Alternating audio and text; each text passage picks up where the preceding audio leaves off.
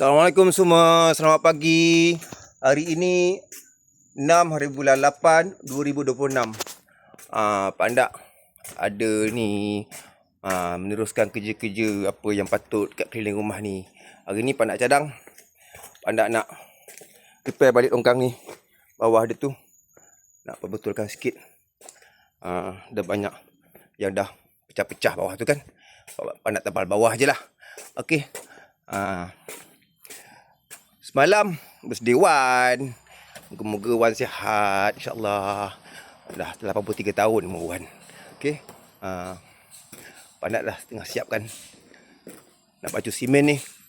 Mak Andak ada kat bawah tu. Baru baik demam, tapi nak juga memutong rumput tu. Dia nak teman Pak Andak kerja kat luar ni. Assalamualaikum Mak Andak. Alhamdulillah.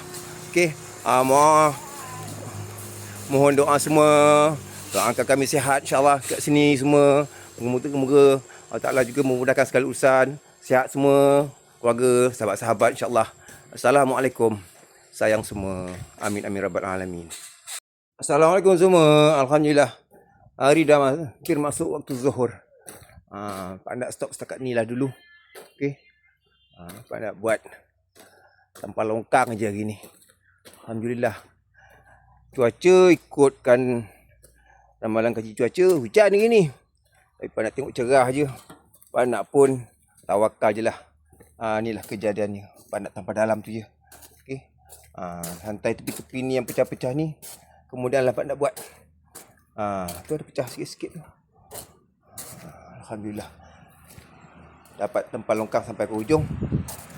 Mudah-mudahan air tak lalu bawah tanah lagi.